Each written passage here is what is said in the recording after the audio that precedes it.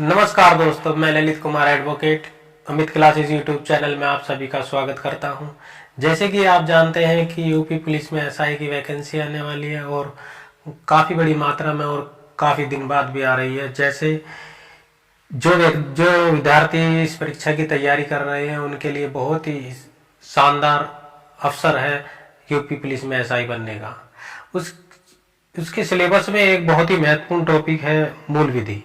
मूल विधि एक ऐसा सब्जेक्ट है कि जो प्रत्येक पुलिस वाले को जानना बहुत ही जरूरी है, क्योंकि आज के समय में जो जनता है वो भी विधि के प्रति बहुत ही जागरूक है। लेकिन अफसोस की बात है कि पुलिस वाले लगातार जो है विधि का उल्लंघन कर रहे हैं। जैसे कि आपने हाथरस मनीषा रेप कांड देखा, वहां उन्होंने मनीषा को रात को जला दिया, जो एक हिंदू रीति रिवाज और संस्कार के अंतर्गत एक गलत कार्यता, एक रीति रिवाज के विरुद्ध कार्यता, जो रीति रिवाज के विरुद्ध है, जो संस्कार के विरुद्ध है, वो हमारे जो फंडामेंटल राइट है उसके भी विरुद्ध है। उसके अंतर्गत ही जो हाई कोर्ट है उन्होंने उस पर संज्ञान लेते हुए उन पुलिस वालों को तलब किया, उनसे जवाब मांगा कि ऐसा क्यों किया आपने कि उसको रात को ही जला डाला, ऐसा क्या हो गया था। अब वो क्या बताएं, क्योंकि उन्होंने विधि का उल्लंघन तो किया ही। हमारे देश में क्या सब जगह जो है विधि सर्वोच्च है, विधि की भूल क्षम्य नहीं है, लेकिन तथ्य की भूल क्षम्य है। आप आईपीसी के चैप्टर 4 में जो धारा है 76, सेक्शन 76 है, अगर आप उसे पढ़ोगे तो पता चलेगा कि जो विधि की भूल है वो क्षम्य नहीं है। तथ्य की भूल क्षम्य हो सकती है, लेकिन विधि की भूल क्षम्य नहीं है। वो चैप्टर जनरल एक्सेप्शन, जनरल अपवाद का वह बताता है कि कहाँ विधि की भूल क्षम्य है और कहाँ विधि की भूल क्षम्य नहीं है। जैसे कि एक सीनियर पुलिस अधिकारी आपसे कहे कि एक शांति प्रिय भीड़ पर गोली चलाने का आदेश दे और आप उसको ये मानते हुए कि हाँ हमारे सीनियर ने आदेश दिया है, हमें मानना चाहिए, और उस भीड़ पर आप गोली चला दो, तो ये आपका भी उतना ही अपराध होगा जितना आपके सीनियर का अपराध है। क्योंकि हमारा जो लॉ है, जो हमारा विधि है, जो हमें यह अधिकार देती है, शांतिपूर्ण धरना प्रदर्शन करने का अधिकार देती है। तो इसलिए अगर कोई व्यक्ति या कोई समूह शांति प्रिय बैठकर कहीं धरना प्रदर्शन कर रहा है अपने अधिकार के लिए, तो वहां अगर उस पर गोली चलाई जाती है तो ये एक विधि का उल्लंघन है। इसमें सीनियर की बात न मानकर अपने विवेक का उपयोग करना चाहिए कि ये विधि विरुद्ध कार्य है या विधि के अनुकूल कार्य है। आप सोचोगे, अगर आपको ज्ञान नहीं होगा तो आप इतना ही सोच पाओगे कि हमारे सीनियर ने आदेश दिया है, हमें गोली चलानी है, तो इसलिए आप भी अपराधी हो जाते हो। इसमें इसके सिलेबस में बहुत सारे एक्ट दिए गए हैं, जैसे भ्रष्टाचार अधिनियम, आरटीआई, आईटी एक्ट, काफी है। इससे पहले कि हम उन सिलेबस पे चर्चा करें, इससे पहले हमें जानना जरूरी है कि विधि क्या है। विधि क्या है, हम विधि को जानेंगे तो इसके बाद जो भी एक्ट है, जो भी कानून है, उसे पढ़ेंगे तो ज्यादा अच्छा रहेगा। आइए देखते हैं विधि क्या। विधि क्या है?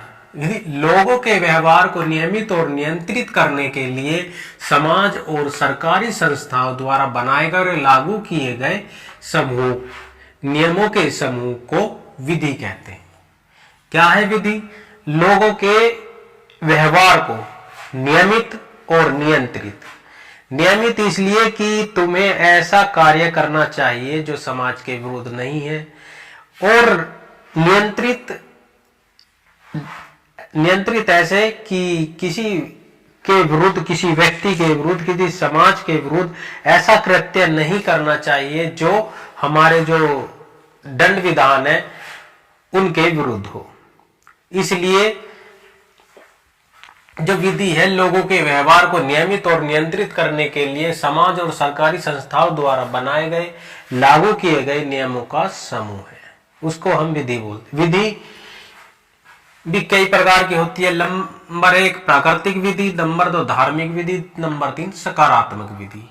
जो प्राकृतिक विधि है उसको नेचुरल लॉ बोलते हैं, जो धार्मिक विधि है उसे डिवाइन लॉ कहते हैं, जो सकारात्मक विधि है उसे पॉजिटिव लॉ कहते हैं।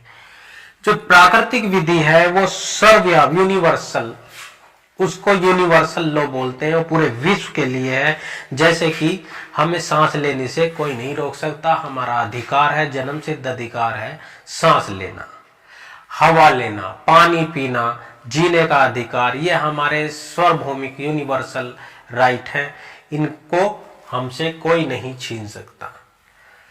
तो जो प्राकृतिक विधि है इसे ईश्वरीय विधि भी कहते हैं, जो ईश्वर ने बनाई है, हमें जीवन दिया है, हमें सांस लेने का अधिकार है, हमें खाने का अधिकार है, हमें मतलब घूमने का अधिकार है, सोने का अधिकार है, जागने का, जितने भी अधिकार हैं वो फंडामेंटल राइट के अकॉर्डिंग, हमारे संविधान के अकॉर्डिंग, वो सब हमारे प्राकृतिक लॉ के जो प्राकृतिक विधि है उसके अंतर्गत आते हैं।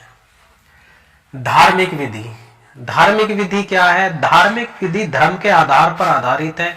जैसे मुस्लिमों की जो कुरान है वो मुस्लिमों की विधि है, जो हिंदू है उनके लिए वेद पुराण है, वो जो उसमें जो संस्कार है विधिवत दिए गए हैं वो हिंदुओं की विधि है, और जो ईसाइयों के लिए बाइबिल है उसमें जो बताया गया है क्या करना है, कैसा मतलब कैसे कर्म करने हैं, सब जितने भी धार्मिक ग्रंथ हैं, मुस्लिम का कुरान है, हिंदू के वेद पुराण गीता है, और जी जो सिख है उनका गुरु ग्रंथ साहिब है, और जो ईसाई है उनके बाइबिल है। बाइबिल में मतलब इन सब ग्रंथों में जो भी लिखा गया है उसको फॉलो जो करते हैं वो उनकी विधि है, धर्म के अनुसार अलग अलग है।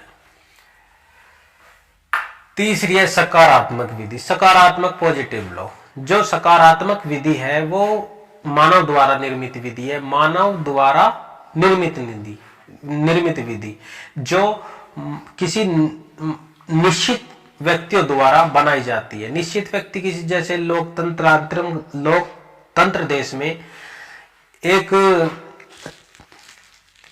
लोकतंत्रात्मक देश में चुनाव होता, निर्वाचन होता, हम जिन्हें चुनते हैं, जो अपने प्रतिनिधि को चुनते हैं, और वो जो प्रतिनिधि संसद में जाके बैठते हैं और वही जो विधि बनाते हैं वो निश्चित व्यक्ति होते हैं, निश्चित समूह होता है जिन्हें हम चुनकर भेजते हैं, वो विधि हमारे लिए बनाते हैं। तो जो सकारात्मक विधि है, पॉजिटिव लॉ है, वो निश्चित देश के निश्चित व्यक्तियों द्वारा बनाई जाती है। ये भी दो प्रकार की होती है, नंबर एक राष्ट्रीय विधि, नंबर दो अंतर्राष्ट्रीय विधि। जो राष्ट्रीय विधि है वो पूरे देश के अंदर देश के संपूर्ण व्यक्तियों पर लागू होती है। जो राष्ट्रीय विधि है वो राष्ट्र द्वारा बनाई जाती है, राष्ट्र के विधायन द्वारा बनाई जाती है, उसको राष्ट्रीय विधि कहते हैं। जो एक देश की, जैसे हमारे भारत की बात लें तो भारत में जो संसद है वो पूरे देश के लिए कानून बनाती है। जो कानून हमारा विधायन, हमारी संसद पूरे राष्ट्र के लिए जो बनाती है उसे राष्ट्रीय विधि कहते हैं। ये भी दो प्रकार की होती है, लोक विधि और निजी विधि, पब्लिक लॉ और प्राइवेट लॉ। जो पब्लिक लॉ है,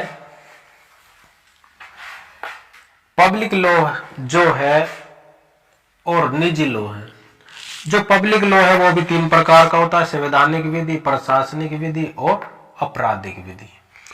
जो संवैधानिक विधि है वो राज्य की प्रकृति और सरकार के ढांचे को अवधारित करती है। यह देश की साधारण कानून से श्रेष्ठ होती है। जितने भी साधारण विधि है, जितनी भी साधारण कानून है, वो इससे अपनी शक्ति और बल प्राप्त करते हैं संवैधानिक विधि से। हमारी संवैधानिक विधि क्या है? भारतीय संविधान हमारा संवैधानिक विधि है। वो राज्य की प्रकृति बताती है और उसके मतलब उसका सरकार के ढांचे को बताती है, और जो नागरिक और जो राज्य है उसके बीच जो संबंध है उसको बताती है। और जो सर्वोच्च, देश की जो सर्वोच्च विधि है, अन्य जो विधि साधारण विधि है वो इससे स्रोत और बल प्राप्त करती हैं। तो उस विधि को संवैधानिक विधि कहा जाता है। यह लिखित भी हो सकती है और अलिखित भी हो सकती है। जैसे ब्रिटेन का संविधान अलिखित है और जो भारत का संविधान है वो लिखित है। ठीक है। दूसरी जो विधि है प्रशासनिक विधि।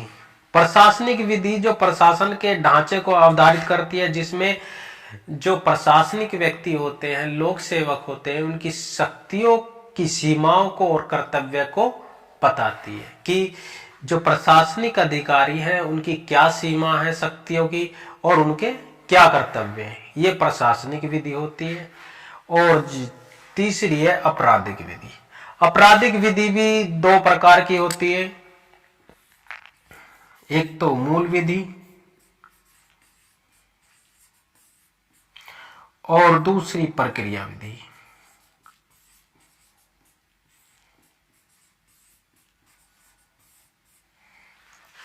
आपराधिक विधि एक दो प्रकार की होती है, मूल विधि और प्रक्रिया विधि। मूल विधि जो आपराधिक मूल विधि है उसमें क्या है, अपराध की परिभाषा और उसके लिए दंड की अवधि और ऐसे अपराध जो अपराध नहीं है वो बताती है। और जो प्रक्रिया विधि है, प्रक्रिया विधि जो मूल विधि में दिए गए अपराध है, अगर कोई व्यक्ति ऐसे अपराध करता है तो उसको जो दंड देने की जो प्रक्रिया है वो आपराधिक प्रक्रिया विधि के अंतर्गत आती है।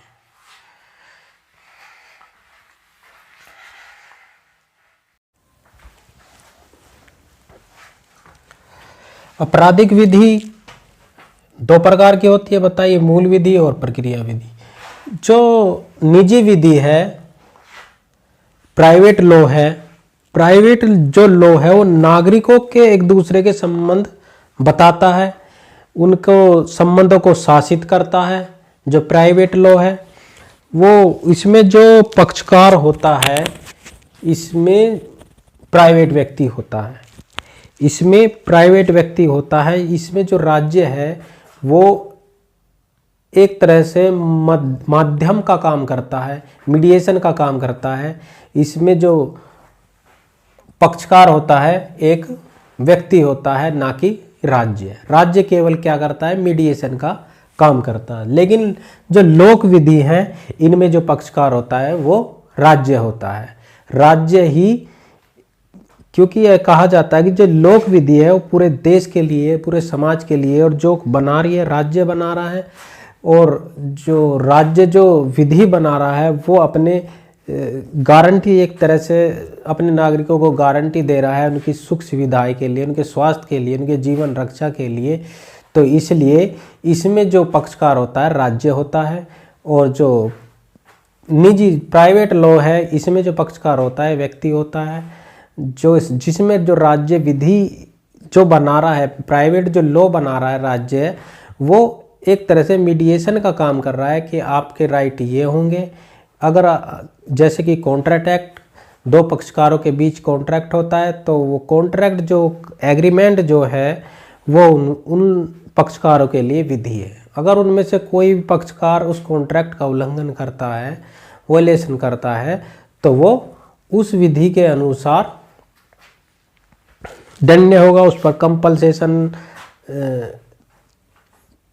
लगा जाए, परितोष मांगा जाए, उससे कंपल्सेशन मांगा जाएगा अगर ऐसा होता है उल्लंघन। लेकिन इसमें क्या है, जो लोक विधि है इसमें आपराधिक विधि है, अगर इसका उल्लंघन होता है तो उसे जुर्माना या शारीरिक सजा या दोनों हो सकते हैं। लेकिन जो निजी लॉ है, प्राइवेट लॉ है, इसमें केवल कंपल्सेशन, जुर्माना, फाइन ही लगाया जा सकता है।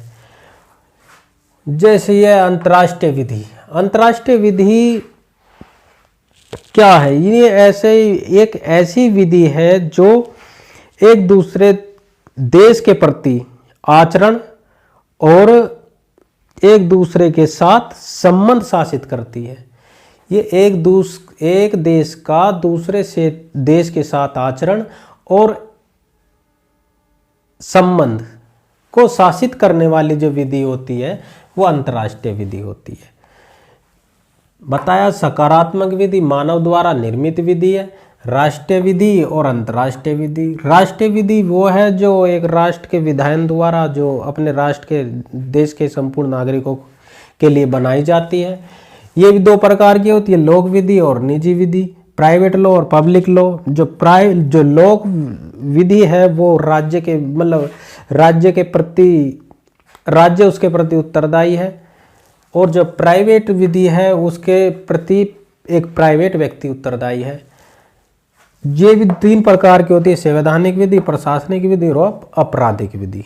आपराधिक विधि भी दो प्रकार की है, मूल विधि और प्रक्रिया विधि। जो मूल विधि है वो जैसे हमारी आईपीसी क्या है कि उसमें दंड की परिभाषा दी गई है और उस अपराध के लिए दंड की अवधि दी गई है।